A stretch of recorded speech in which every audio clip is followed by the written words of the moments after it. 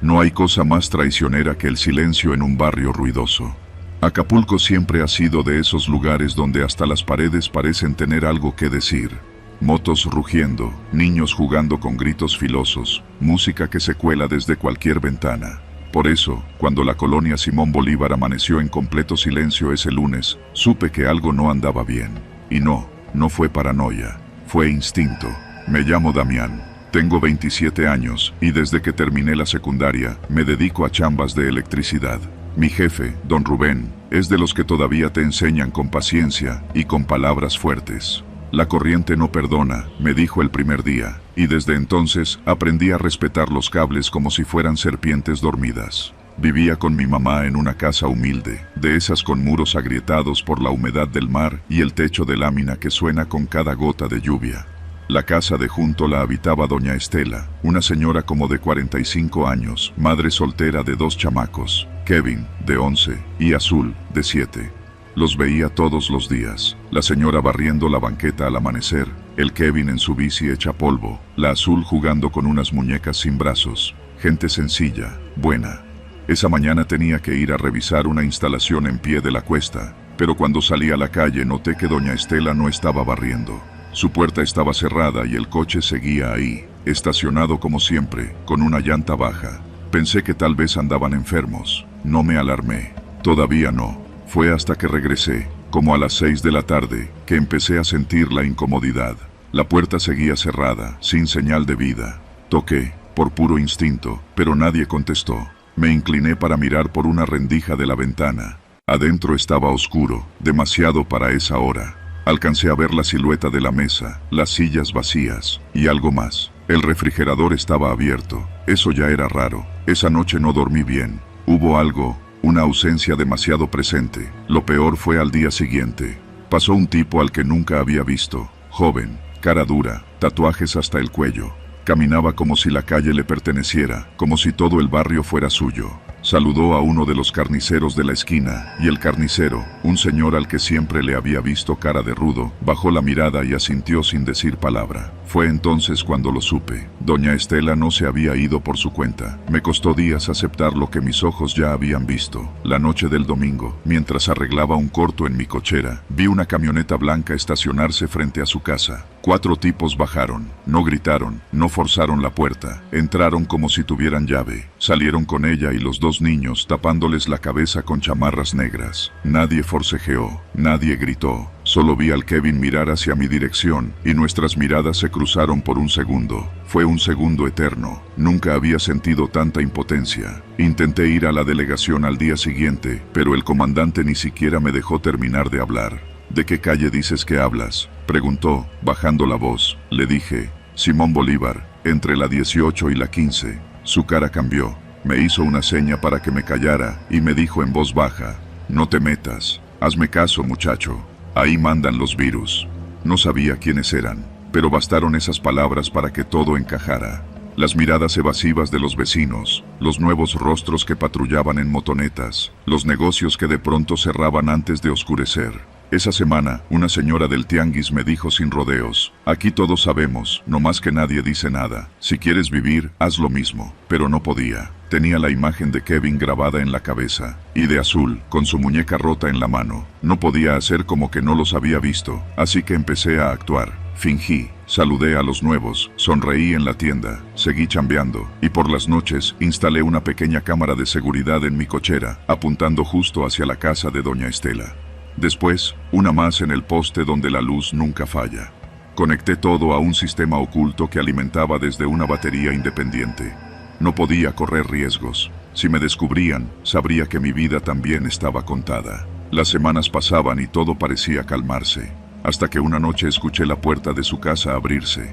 Me asomé por la rendija de mi ventana, sin encender luces. Un tipo salió con un costal al hombro. Era delgado, con gorra oscura y lentes negros a pesar de la noche. Metió el costal en una camioneta y se fue. Revisé las grabaciones. En una de ellas, el costal se movía. No podía esperar más. Copié todo a una memoria USB y fui con un viejo amigo de la secundaria que ahora trabajaba como reportero independiente. Le pasé el video, le conté todo, me dijo que era muy peligroso, que debía irme, pero le pedí que no hiciera nada aún, solo que guardara la información. Una semana después, la casa fue incendiada. Dicen que fue un cortocircuito, pero yo sé que fue para borrar rastros. El tipo de lentes no volvió a aparecer.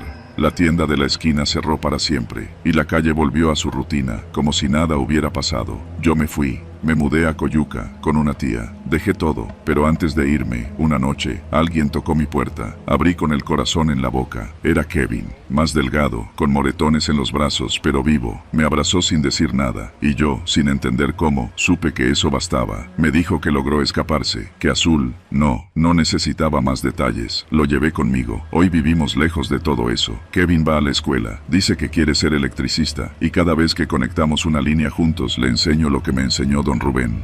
La corriente no perdona, tampoco el silencio. Soy abogada penalista desde hace más de 10 años. Me llamo Mariana Ortega, y aunque he defendido a tipos que preferiría no volver a ver, nunca me había sentido verdaderamente en peligro. Hasta ese día en Caleta. Era un martes cualquiera. Había volado desde la Ciudad de México para una audiencia con el magistrado Jorge Montalvo en el Tribunal Superior de Justicia, ubicado en un edificio algo deteriorado pero funcional, frente a la costera Miguel Alemán.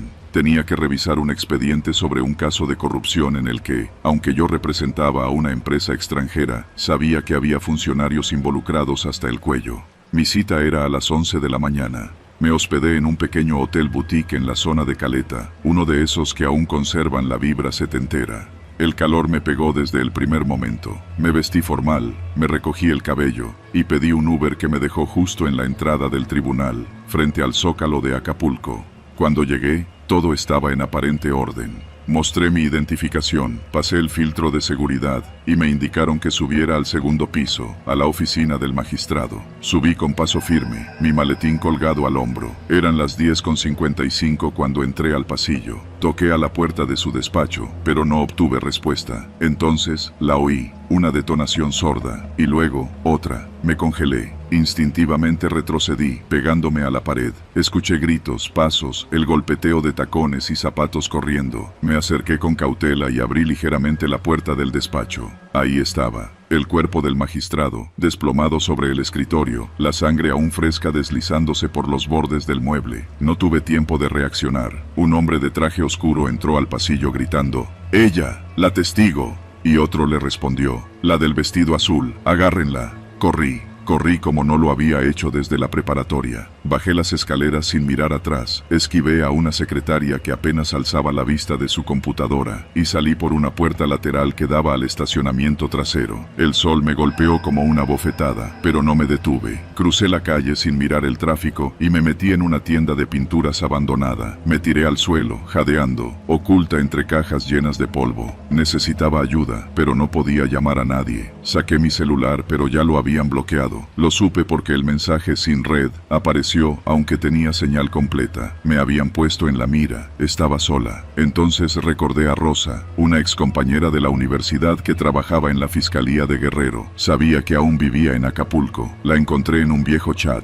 Le escribí: «Ayúdame, me quieren matar, estoy en Caleta». Esperé con el corazón golpeando mi pecho. Finalmente, una respuesta: «¿Dónde estás? Mándame ubicación. Llego en 20». No confiaba en nadie más. Salí de la tienda por la parte trasera y caminé pegada a las paredes por las callecitas que rodean la Caletilla, intentando no llamar la atención. Entré a una miscelánea, compré unas gafas de sol y una gorra de los tiburones de Acapulco, con el último billete que traía. Tomé agua de un garrafón como si fuera el mejor vino del mundo. Rosa llegó en una motocicleta prestada. Llevaba casco de repartidor y una mochila al hombro. Me reconoció al instante, pese al disfraz improvisado. «¿Qué hiciste?», preguntó sin bajar la voz. Le expliqué en frases rápidas que vi el asesinato del magistrado, que me señalaron como testigo, que sabía demasiado. «Esos cabrones manejan todo, Mariana», me dijo en voz baja. «Si te agarran, no sales viva de esta». Me ofreció su mochila. «Aquí hay unos documentos. Un abogado amigo tiene un contacto en Iguala. Tienes que desaparecer de Acapulco». Monté en la moto detrás de ella. Cruzamos la costera como si fuéramos cualquier pareja de turistas. Pasamos el Parque Papagayo y luego el Asta Bandera. Tomamos por Hornos hasta llegar a la entrada de Renacimiento. Rosa se desvió hacia una casa con portón azul. Allí, un hombre de unos 50 años, con lentes oscuros y camisa desabotonada, me entregó una mochila diferente, esta vez con ropa de civil, dinero en efectivo y un celular nuevo. Sal por pie de la cuesta, no tomes la carretera libre ni la autopista del Sol. Hay caminos de terracería. Este chip tiene la ubicación del abogado en Iguala. Llega y dile que vienes de parte de Aurelio. Agradecí como nunca. Cambié de ropa en un baño improvisado, me deshice de mi maletín y mi ropa elegante, y subí a un viejo taxi Nissan que me dejó en una gasolinera a las afueras de Acapulco. De ahí, tomé un aventón con un chofer de mudanzas que no preguntó nada. Me dijo que iba rumbo a Teloloapan. Horas después, al llegar al punto de encuentro, el abogado me recibió con desconfianza, pero tras ver los documentos, me ofreció asilo temporal. Te están buscando en toda la costa. Alguien importante quiere que desaparezcas. Vas a tener que salir del país. A la semana, con documentos falsos y otra identidad, crucé hacia Guatemala por Tapachula. Desde entonces, no soy Mariana Ortega, pero sigo siendo abogada, y algún día cuando sea seguro, volveré a contar lo que vi, porque yo estuve allí, y sobreviví.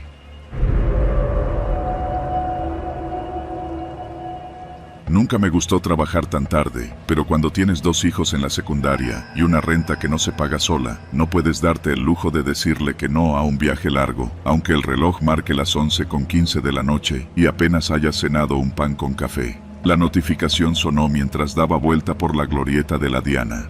Usuario, Armando M. Destino, Restaurante Áurea. Lo conocía. Era uno de esos lugares a la orilla del mar, muy exclusivo, con valet parking y meseros vestidos de negro. Solo había pasado por ahí, pero jamás cruzado sus puertas. Acepté el viaje, claro. Dije, una más y me voy a casa. El punto de partida era una calle privada justo detrás del Hotel Elcano. Al llegar, un tipo alto, delgado, con camisa blanca y saco oscuro subió rápido y sin decir palabra. Ni un buenas noches. Solo marcó el destino en la app, se acomodó en el asiento trasero y empezó a ver su celular. Yo no pregunto mucho cuando veo a alguien así, no por miedo, sino porque aprendí que entre menos sepas, más tranquilo duermes. Mientras avanzábamos por la costera, el tráfico estaba sorprendentemente ligero. Acapulco a esa hora podía ser una calma peligrosa. Pasamos frente al Asta Bandera y luego por la zona de antros. Los neones daban brincos en los parabrisas, y la música de fondo que venía de los bares competía con el zumbido del mar a lo lejos. Apenas íbamos llegando a la entrada del restaurante cuando vi las luces. 3 camionetas Suburban negras, sin placas, estacionadas como en formación militar justo enfrente. Pensé que habría algún evento privado, un político, algo así. Qué bueno, así este tipo me deja rápido y me voy, pensé. Frené frente a la puerta. El cliente bajó sin despedirse, pero ni bien había dado 3 pasos cuando se escucharon los disparos. 1, 2, luego una ráfaga. El cuerpo del hombre cayó frente a los faros del coche. Yo quedé congelado con las manos en el volante, la mirada clavada en ese rostro que un segundo antes estaba vivo. Y entonces me vieron. Uno de los hombres, todos vestidos igual, con armas largas y pasamontañas, apuntó hacia mí. No lo pensé. Pisé el acelerador a fondo y el coche se lanzó como un proyectil hacia adelante. Escuché un par de balazos reventar el aire. Uno impactó en la parte trasera. Mi mente estaba en blanco. Solo sabía que tenía que alejarme, meterme por calles que conociera, perderlos. Tomé una desviación hacia la calle Gómez Morín, pasando el Zócalo. Luego giré por la Cuauhtémoc. Las luces de los faroles eran pocas, algunas fundidas. Ahí, en ese Acapulco que no sale en las postales, comencé a trazar mi huida. No llamé a la policía. ¿Qué les iba a decir? ¿Que había presenciado un asesinato? ¿Que me estaban siguiendo?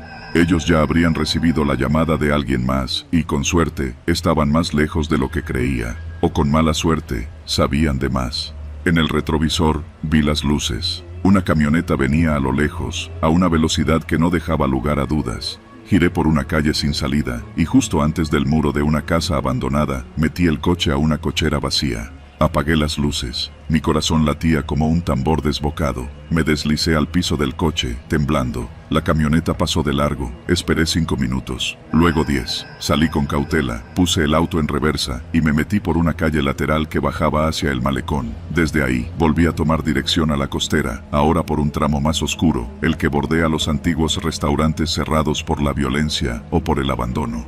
Me escondí una hora en un estacionamiento de la Mega Soriana, entre taxis colectivos y autos viejos. Apagué la app, borré el historial del viaje. Pensé en dejar el coche ahí, caminar hasta mi casa en la colonia Progreso, pero el miedo de toparme a alguien más me lo impidió. Cuando por fin sentí que podía moverme, fui al Oxxo de Hornos. Compré una botella de agua. El cajero me miró como si hubiera visto a un muerto. Yo solo quería irme a casa. Llegué pasadas las 2, no dormí, no le conté nada a mi esposa. A los niños les dije que estaba muy cansado, que había habido mucho tráfico. A la mañana siguiente vi la noticia en redes. Ataque directo en restaurante de lujo. Víctima, empresario con presuntos nexos con lavado de dinero. Decían que había cámaras, que estaban buscando testigos. Decidí llevar el coche a pintar, cambiarle placas, venderlo si es necesario. No quiero que me encuentren, porque no era cualquier asesinato, era una ejecución. Y yo fui el último en ver la cara del muerto. Y lo peor, ellos me vieron a mí. Desde esa noche no conduzco más. Volví a vender zapatos en la calle, como antes. Prefiero el sol, los regateos, el sudor, a esas noches interminables de persecución entre sombras. No sé quiénes eran, pero sé que volverán a buscar. Solo espero que, cuando lo hagan, yo ya no esté en este maldito puerto. Nunca pensé que algo tan brutal pudiera ocurrir en un lugar como este. Tres Palos siempre fue tranquilo, casi monótono. Un pueblo donde todos se conocen por nombre y hasta los perros callejeros tienen dueño.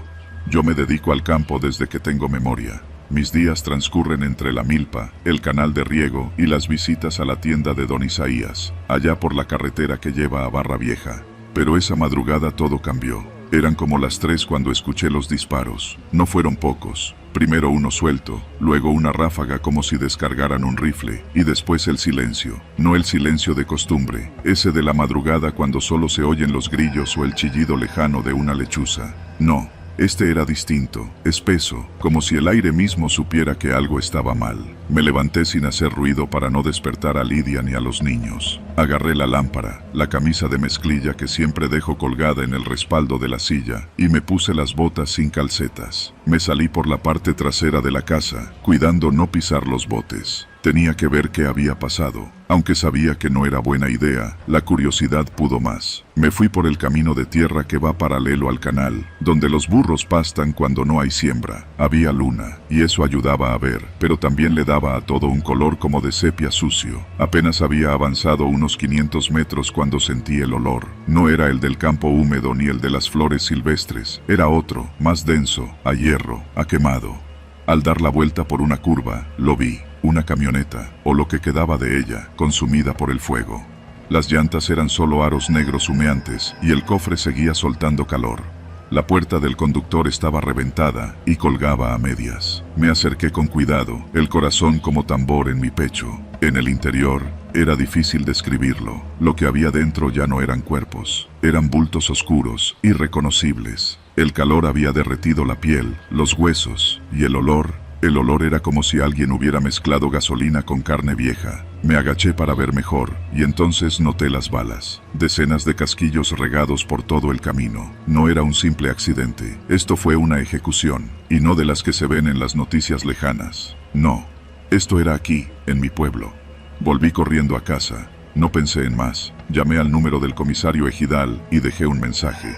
A las 5 llegaron 2 patrullas, una de la Guardia Nacional y otra de la Policía Estatal. No sé cómo se enteraron tan rápido. Les conté lo poco que vi, pero no me dejaron quedarme cerca. Me hicieron preguntas rápidas y frías, como si ya supieran qué había pasado. Al día siguiente, cuando fui al molino con mi costal de maíz, un hombre en una camioneta negra se me emparejó a la salida del callejón. Bajó el vidrio y me habló sin mirarme. «Deja de contar lo que viste», dijo. Su voz era calmada, pero firme, como quien no amenaza, ordena. «Yo solo reporté el incendio», alcancé a decir.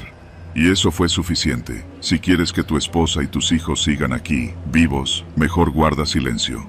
La camioneta arrancó antes de que pudiera responder.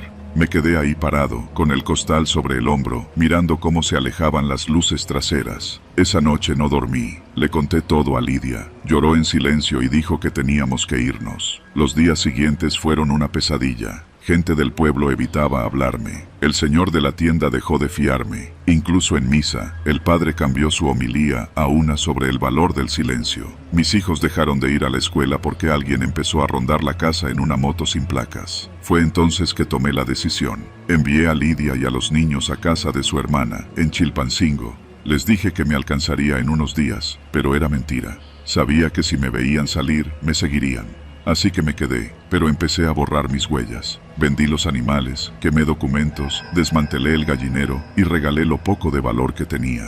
Apagué el celular y comencé a moverme solo de noche. Mi idea era desaparecer, irme por las brechas que nadie usa, cruzar por los montes hasta llegar a Ayutla o quizá más allá. Me escondí en los manglares por 3 días. Dormía entre las ramas secas, comía frutos y pescaba con una línea improvisada. No era vida, pero era lo único que podía hacer.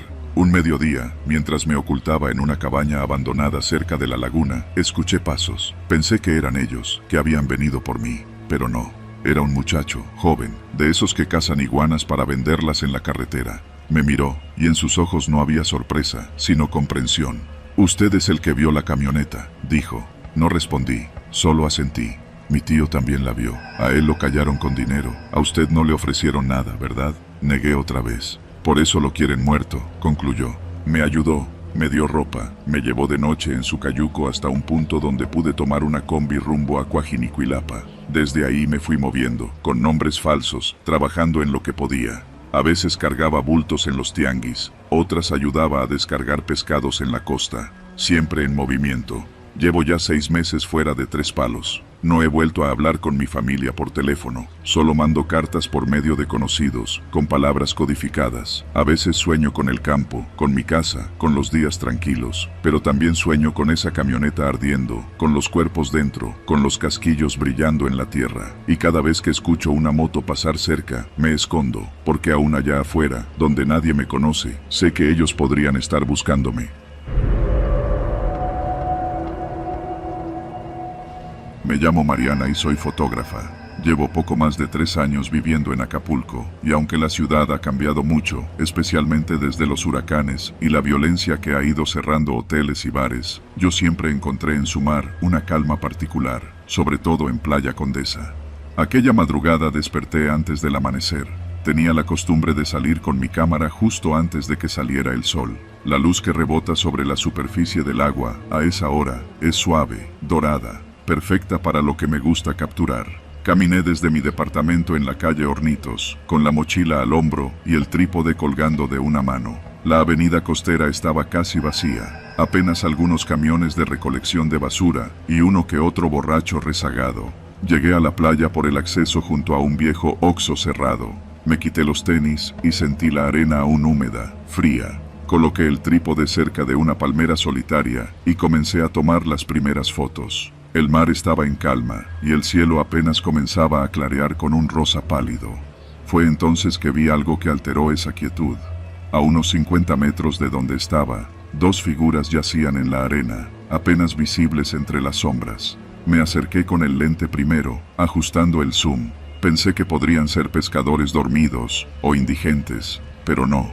Cuando enfoqué bien, sentí que algo dentro de mí se apagaba por unos segundos. Eran cuerpos, 2 hombres, boca abajo, la ropa empapada y la piel pálida, como si llevaran horas allí. Uno tenía el torso descubierto y la espalda completamente amoratada. El otro parecía más joven, apenas un muchacho. Me acerqué con cautela, los pies firmes sobre la arena húmeda, el corazón latiendo lento, denso. Me detuve a unos 3 metros, incapaz de moverme más. El olor a sal y a algo más, como metal, el tipo de olor que no se olvida. Sangre. No grité, no llamé a nadie. Tomé unas fotos, no sé por qué. Tal vez fue una reacción automática, como si mi mente se refugiara en el lente para no aceptar la realidad. Después corrí, dejé la playa por donde había llegado, con las piernas temblorosas y las manos sudadas. Llegué al departamento y vomité en el lavabo del baño. Subí las imágenes a mi computadora. No lo pensé demasiado. Las publiqué en una cuenta de Instagram que usaba para mis trabajos documentales. Las titulé simplemente, Lo que el mar arrastra. En menos de una hora, las fotos comenzaron a circular. Medios locales empezaron a seguir la cuenta, y algunos incluso me escribieron pidiéndome los archivos en alta resolución. Pero lo verdaderamente inquietante comenzó con un mensaje directo. No te acerques más a la playa. Pensé que era alguna especie de comentario morboso. Lo ignoré. Luego llegó otro. Te vi en la costera. Tu mochila es negra, ¿verdad? Mi cuerpo se tensó. Miré a mi alrededor como si eso pudiera revelarme algo. Cerré la cuenta de Instagram. Apagué el teléfono, pero ya era tarde. Al día siguiente, al salir por tortillas, noté algo. Un hombre en moto, con casco oscuro, estacionado frente a la tortillería. No hizo nada, no dijo nada, pero cuando entré, él también lo hizo. Fingió ver los refrescos, pero no compró. Salí de ahí con las tortillas en la mano, fingiendo calma. Al girar la esquina, corrí. Esa noche no dormí en mi departamento. Me fui a un hotel barato cerca del Parque Papagayo. Pagué en efectivo. No usé mi nombre real. Desactivé todas mis redes sociales y borré mi historial de navegación. En el hotel, me senté en la cama con las luces apagadas, escuchando cada sonido del pasillo como si fuera una advertencia. Durante los días siguientes, cambié de hotel 3 veces, uno en Caleta, otro en la zona de Icacos, y el último fue un cuarto en una casa rentada por noche en Airbnb, en la colonia Mocimba. Cada vez que salía, cubría mi rostro con un sombrero y gafas oscuras. Ya no me atrevía a sacar mi cámara, pero eso no impidió que los mensajes siguieran. Ya sé que no estás en casa, pero volverás. Si subes otra foto, no llegas al final del mes.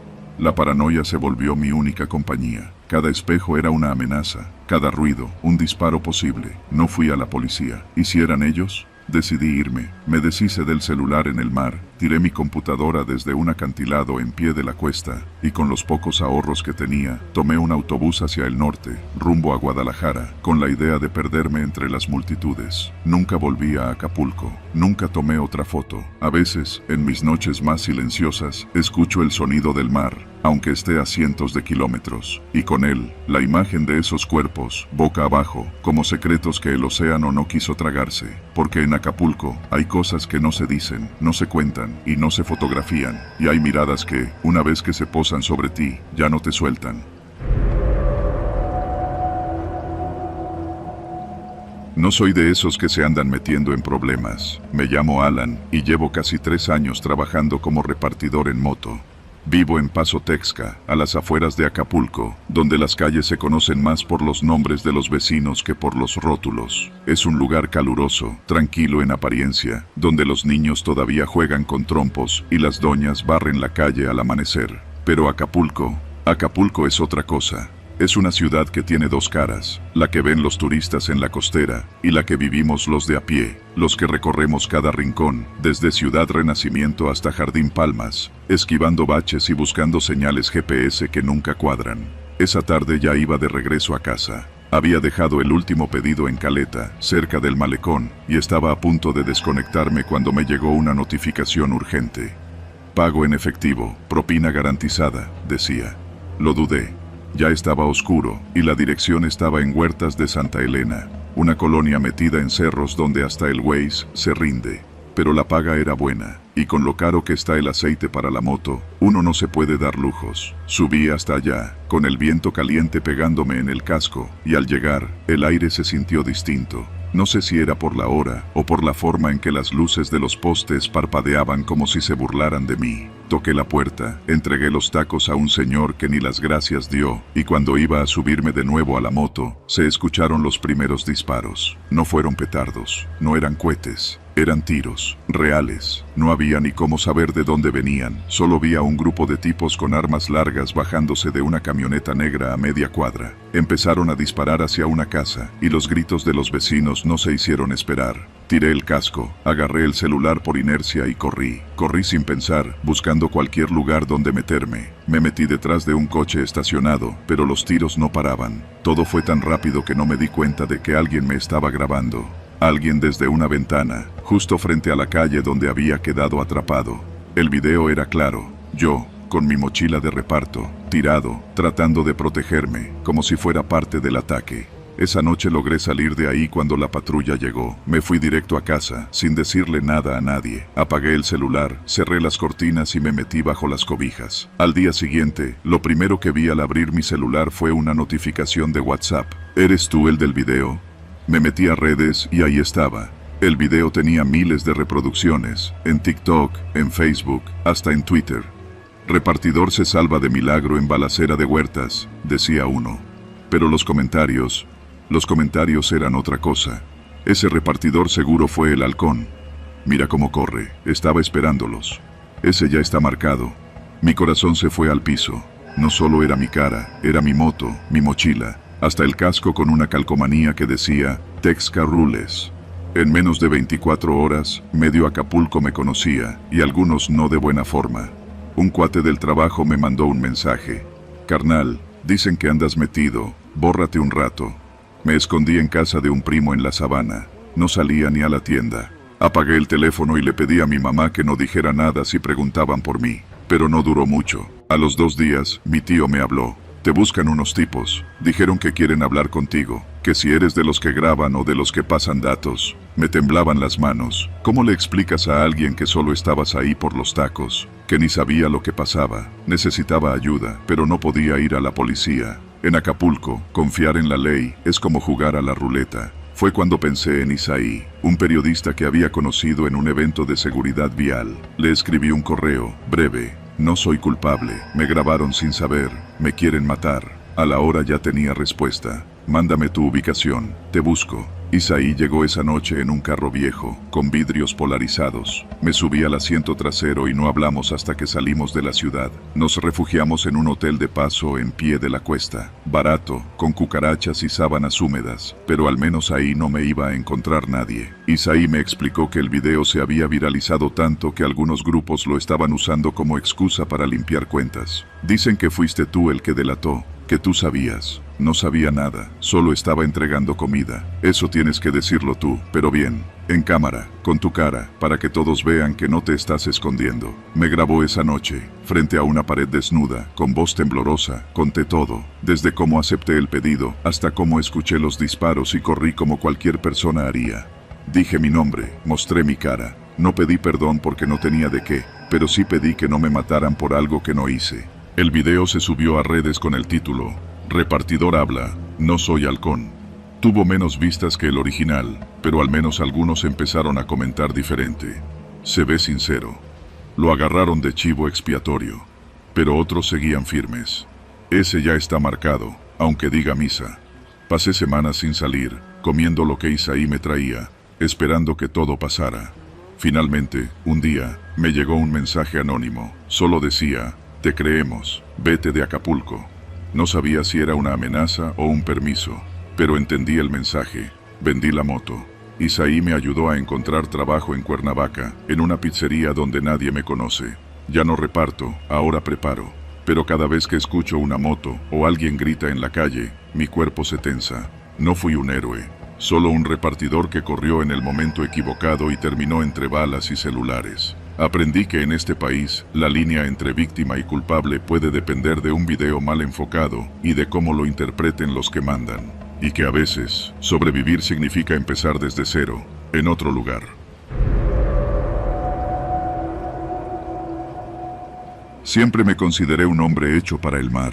Desde niño, cuando veía los clavados desde la quebrada, sabía que algún día yo también me lanzaría desde ese risco como si el aire fuera agua. A los 15 años, me metí de lleno al entrenamiento. Para los 18, ya era instructor, y a los 26, fui testigo de la peor caída que he visto en mi vida. Aquel día, el sol brillaba sobre las olas y la marea estaba alta. El viento soplaba con fuerza, pero no era inusual. Arturo, mi alumno, era uno de los más disciplinados y hábiles. Tenía solo 19 años, pero se lanzaba con la confianza de alguien que hubiera nacido entre las piedras y el mar. Aquel salto lo había ensayado decenas de veces. Yo estaba ahí, dándole las últimas instrucciones antes de que subiera al punto más alto.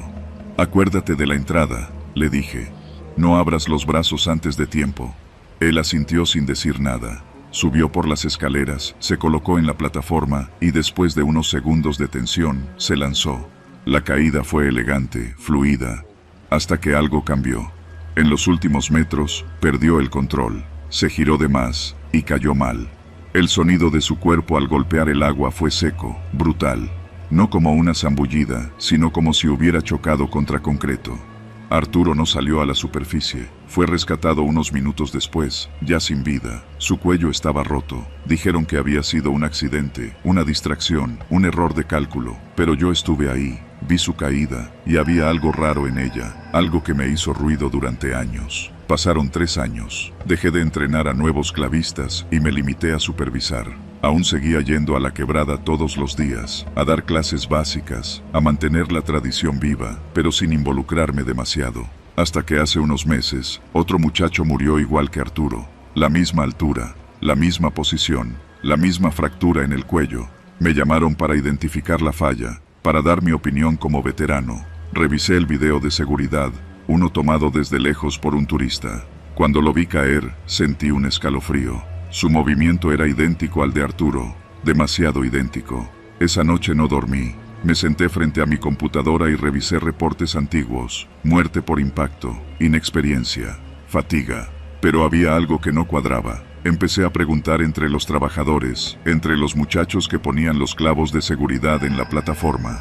Me dijeron que algunos anclajes se habían cambiado hace 2 años, que ya no usaban los de acero inoxidable, sino otros más baratos. Uno de los muchachos que hacía mantenimiento, un joven llamado Marco, me contó que a veces, al clavar los soportes, encontraban que estaban sueltos o que se aflojaban con el viento, pero que la administración no quería gastar en reemplazarlos, que mientras no haya más accidentes, todo estaba bien. Fui a hablar con el director regional de la federación. Me recibió en su oficina, con aire de condescendencia.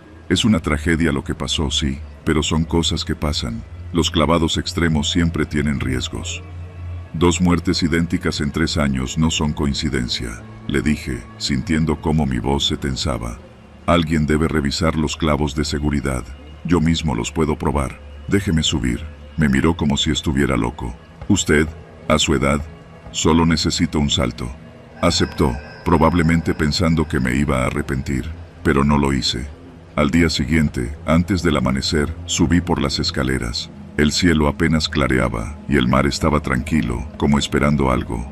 Me até el arnés al último clavo de seguridad, el mismo que supuestamente se usó en los 2 accidentes. Lo toqué con la mano, sentí que se movía, apenas, pero lo suficiente como para que un clavadista perdiera el equilibrio al impulsarse. Tomé aire y me preparé. No había nadie mirando, solo el mar y yo. Salté. Por un instante, todo fue como antes. La velocidad, el aire golpeándome la cara, la sensación de que podía volar.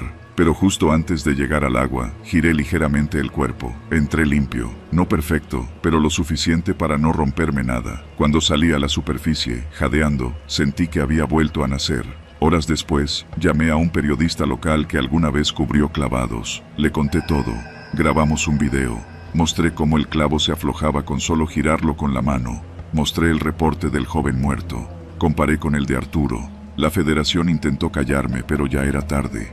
El video se hizo viral. Una semana después, la federación anunció que renovaría toda la estructura. Dijeron que era una actualización de rutina. Nadie se hizo responsable, pero yo sé, yo estuve ahí, yo vi los 2 cuerpos. Desde entonces, no he vuelto a saltar. Pero cada vez que paso por la quebrada, levanto la vista y me imagino a Arturo en su último vuelo, creyendo que lo sostenía el viento, cuando en realidad lo traicionó un pedazo de metal barato. Y a veces me pregunto, ¿cuántos clavados más fueron saboteados en silencio, con la complicidad de quienes prefieren callar antes que invertir en seguridad? Porque en este país, a veces, el verdadero terror no está en los muertos, sino en los vivos que los dejaron caer.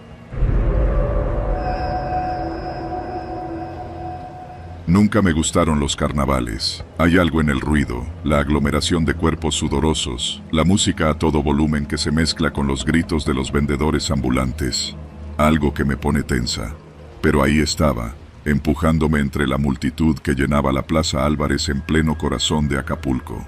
Había regresado al puerto por encargo de la revista en la que colaboro, para cubrir una nota especial sobre la masacre del carnaval de 1978. Una historia que, según algunos, ya no interesaba a nadie. Pero yo no estaba tan segura. Desde niña escuchaba los susurros de mi abuela hablando de la noche de los fuegos dobles. Así llamaban en su colonia a aquella tragedia donde murieron al menos 23 personas, todas acribilladas en la plaza durante la coronación de la reina del carnaval. Se dijo que fue un ajuste de cuentas entre narcos, que las autoridades lo encubrieron, que los culpables jamás fueron arrestados. Solo rumores, hasta ahora. Llegué por la tarde, cuando el sol todavía brillaba con ese tono dorado que solo se ve junto al mar. Las palmeras enmarcaban las calles, y los puestos de antojitos rodeaban la plaza como un ejército caótico de olores y colores. Me instalé frente al escenario principal, donde más tarde habría un espectáculo de danza regional. Pero no era el folclore lo que me interesaba. Estaba buscando a Efraín Calderón, un viejo locatario que, según mi fuente, había presenciado los hechos aquella noche sangrienta. No hablo con prensa chayotera. Me soltó apenas le mostré mi credencial. Tuve que asegurarle que mi interés era personal, que mi abuelo fue uno de los heridos en esa noche, lo cual era cierto. Después de un silencio incómodo, Efraín me invitó a caminar con él por los pasillos del mercado que rodea la plaza. Mientras avanzábamos, me habló con la voz baja y rota por el tiempo. Fue a las 8:15, justo cuando empezaron los fuegos artificiales. Pensamos que eran parte del show, pero eran balas. Desde las azoteas, desde el kiosco, desde entre la gente. Fue una trampa, como si supieran quiénes estarían allí. Le pregunté si recordaba a alguien en específico, si había visto rostros. Su mirada se endureció. Vi a los hijos de los políticos de entonces, armados. No se cubrían el rostro, nadie les dijo nada, y aquí siguen, convertidos en empresarios, en regidores, dueños del puerto. Antes de poder sacarle más, Efraín se detuvo en seco. Delante de nosotros, dos hombres en camisa blanca y lentes oscuros nos observaban, no se movían. Uno de ellos masticaba algo, chicle creo. Mejor hasta aquí, mija, y tenga cuidado.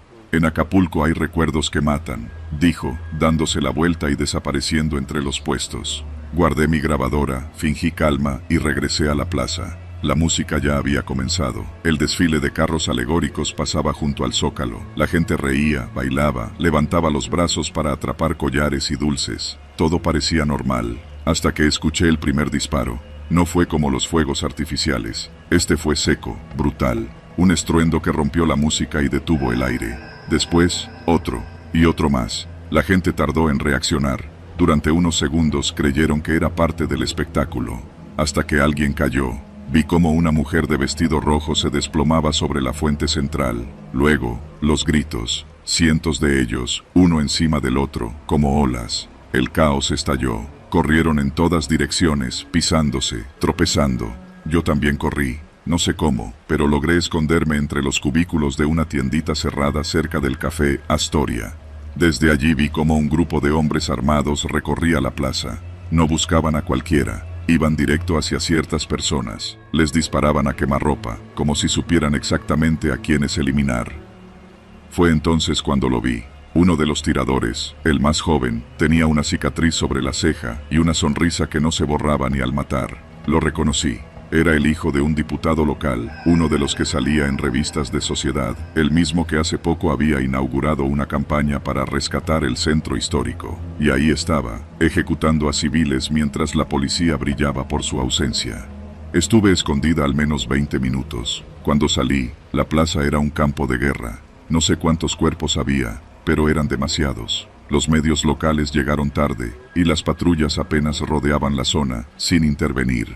Me escabullí hacia el hotel. Esa noche no dormí. Revisé mi grabadora una y otra vez. Todo había quedado registrado. La voz de Efraín, los disparos, los gritos. La tentación de publicar todo era inmensa, pero sabía lo que significaba. Al día siguiente, empecé a recibir mensajes desde números desconocidos. Sabemos quién eres. No juegues con fuego. Tu abuelo fue el primero. No seas la siguiente. Decidí actuar con cautela. Entregué el material a una reportera amiga en la Ciudad de México, alguien con recursos para protegerse. Yo volví a Acapulco unas semanas después. La plaza había sido restaurada, pintada, barrida, como si nada hubiera pasado, como si las balas de esa noche no hubieran silenciado la historia por segunda vez. Solo quedó una cruz pequeña, clavada en el pasto, sin nombre. Nadie se detenía a mirarla, nadie quería recordar, pero yo sí. Porque, como dijo Efraín, en Acapulco hay recuerdos que matan, y otros que, si no se cuentan, se repiten.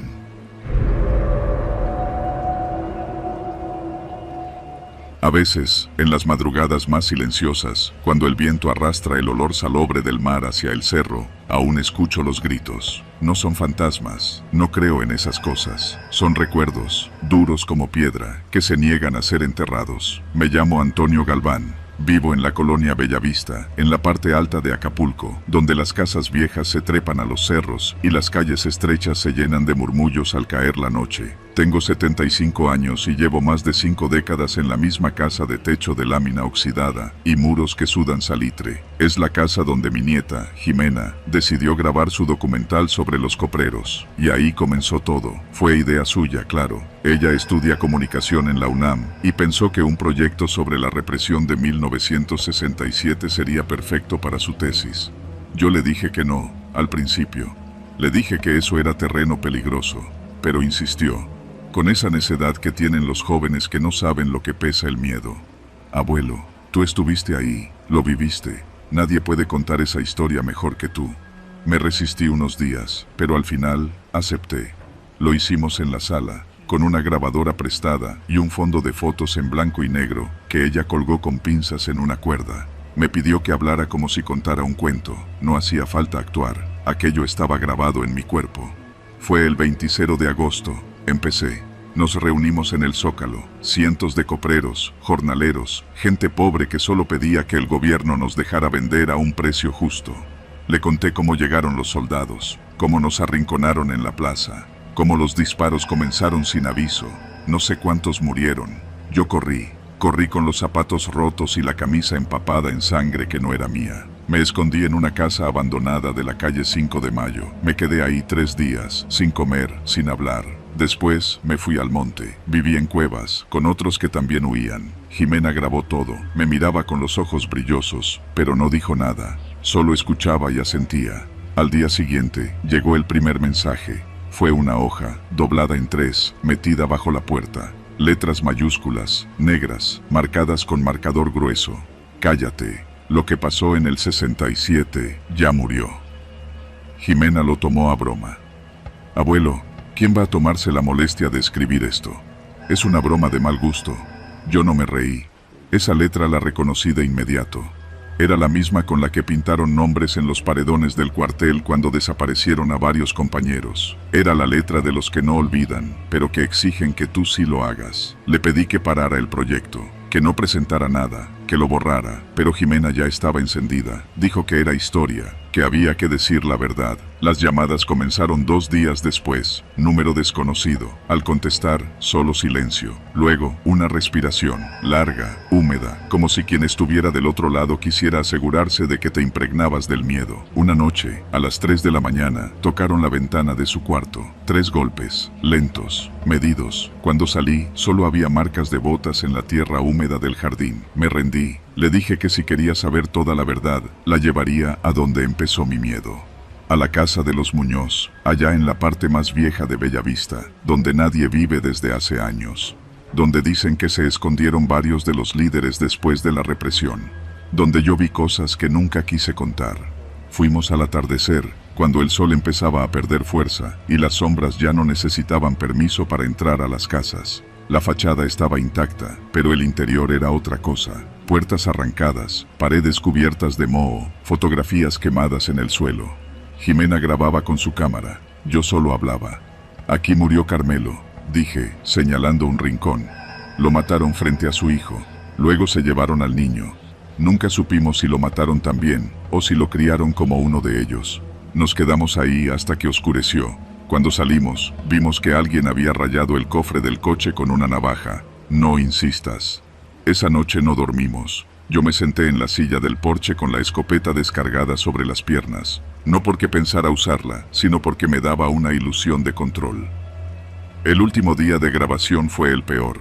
Jimena quería entrevistar a un viejo que había sido teniente en la Marina. Decían que él sabía los nombres de los que ordenaron disparar aquel día. Lo encontramos en un cuarto oscuro, lleno de papeles viejos y retratos militares. Era un anciano de rostro curtido y ojos vacíos. No van a entender nada, nos dijo. Esto no fue represión, fue una limpieza. Grabó su testimonio. Dijo nombres, describió operaciones, mencionó a uno que aún vive en Coyuca, protegido por políticos actuales. Cuando salimos de ahí, sabíamos que habíamos cruzado un umbral. Esa misma noche, alguien entró a la casa, rompieron la puerta trasera, no se llevaron nada, solo destrozaron la cámara, borraron todos los archivos, pero yo aún tenía las cintas de la entrevista inicial. Las escondí en el doble fondo de una caja de herramientas. Jimena quiso denunciar, pero yo le rogué que se fuera, que se olvidara del proyecto, que presentara otra cosa, y me hizo caso. Hoy vive en Ciudad de México. Nunca más volvió a preguntar. Me llama los domingos y siempre me pregunta si todo sigue tranquilo por aquí. Yo le miento, porque hace una semana encontré una nueva nota bajo la puerta. Ya no es 1967, pero nosotros seguimos aquí, y sé que es cierto. Mi nombre es Octavio Nájera, y durante más de 20 años me he dedicado a estudiar la historia oscura de México. Me especializo en lo que algunos llaman los huecos del archivo, esas zonas donde los documentos oficiales se contradicen, desaparecen o simplemente no existen. Vivo en Acapulco desde hace poco más de 5 años, una ciudad bella y rota, con playas que siguen atrayendo turistas, aunque el brillo ya no es el mismo. Aquí, la vida continúa como si no se quisiera mirar hacia atrás, pero yo sí lo hice. Fue en enero de este año cuando llegó a mi correo electrónico un mensaje sin remitente claro. El asunto decía simplemente, Base Aérea, Pie de la Cuesta, 1975. Al abrirlo, encontré un archivo comprimido con documentos escaneados, hojas amarillentas con sellos militares y nombres tachados con plumón negro. El mensaje que lo acompañaba decía, para que no se olvide, tú sabes qué hacer. Empecé a leer los documentos esa misma noche. Describían lo que se conoció en voz baja como los vuelos de la muerte. Operativos clandestinos en los que prisioneros políticos eran subidos a aviones en la base aérea de Pie de la Cuesta y lanzados vivos al mar. Las hojas detallaban fechas, números, hasta descripciones físicas. Todo coincidía con los testimonios que durante años habían sido ignorados. No dormí esa noche. Tenía que contar esto. No podía esperar a que alguna editorial se atreviera. Decidí grabar un podcast. Compré equipo básico, lo instalé en mi estudio casero y grabé el primer episodio esa misma semana. Lo titulé La Última Pista, Vuelos desde la Muerte. En él contaba la historia de uno de los primeros detenidos desaparecidos en Guerrero, un maestro rural capturado en 1975 y que, según los papeles filtrados, fue subido a una avioneta modelo Cessna un martes por la mañana y jamás volvió a ser visto.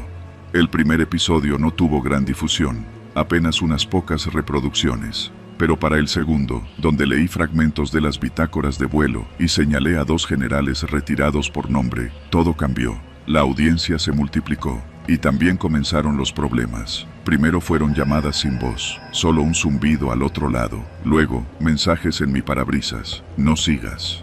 Una madrugada alguien rayó la palabra traidor en la puerta de mi coche. Lo reporté a la policía local, pero el oficial que me atendió solo me recomendó no meterme con cosas del pasado. Su mirada lo decía todo. Miedo. Pensé en abandonar. Por unos días dejé de grabar, pero entonces, una noche, tocaron a mi puerta. Eran casi las 3 de la madrugada. Miré por la mirilla y vi a un hombre mayor, con barba blanca descuidada y gorra militar. Llevaba una carpeta bajo el brazo. Dudé, pero abrí. «Eres Nájera, ¿verdad?», me dijo con voz seca. Asentí. «Yo estuve en esa base, no voy a quedarme callado. Si quieres saber cómo terminar esto, tienes que venir conmigo». Se llamaba Francisco Salgado, sargento retirado. Había trabajado en Pie de la Cuesta entre 1973 y 1977. Me mostró más documentos, copias de bitácoras, fotografías de los aviones. Y luego me dijo lo más difícil de oír. «Van a venir por ti. Ya saben dónde vives. Hay órdenes». No le pregunté cómo lo sabía. Su mirada era suficiente. Me ofreció refugiarme unos días en su casa, en un terreno cerca de Coyuca, lejos del bullicio y sin conexión a internet. Acepté. Desde su casa, grabamos el episodio más fuerte. Él narró cómo escuchaba los gritos desde el hangar, cómo los cuerpos eran cargados envueltos en mantas, cómo los pilotos regresaban con las caras vacías. Lo grabamos todo, y lo subimos con ayuda de un contacto suyo que aún trabajaba en telecomunicaciones. 24 horas después, intentaron entrar a la casa. Eran 3 hombres, vestidos de civil. Golpearon la puerta con violencia. Nos escondimos en una habitación trasera. Francisco, armado con una vieja pistola, me indicó que no hiciera ruido. Tardaron unos 20 minutos en irse. Fue entonces cuando supimos que el podcast debía cruzar fronteras. Francisco usó un viejo contacto en una estación comunitaria en Los Ángeles, y yo escribí a algunos periodistas internacionales. Uno de ellos, una reportera chilena, me respondió esa misma tarde. Envíamelo todo, dijo. Lo hice. 3 días después, la historia salió en medios de Argentina, España y Estados Unidos. El episodio grabado en la casa de Francisco fue traducido al inglés y reproducido por una red de periodistas independientes. El escándalo fue inmediato. Hoy sigo viviendo en Acapulco, pero ya no estoy solo. Tengo protección de una organización de derechos humanos que se acercó cuando la historia reventó. Francisco y yo seguimos en contacto, aunque rara vez se deja ver en público. El podcast sigue activo, pero ahora solo publico con respaldo. Me mudé a otro barrio, cambié de número, incluso dejé de usar redes sociales personales, pero sigo contando lo que otros prefieren olvidar, porque la historia no desaparece solo porque alguien la oculte.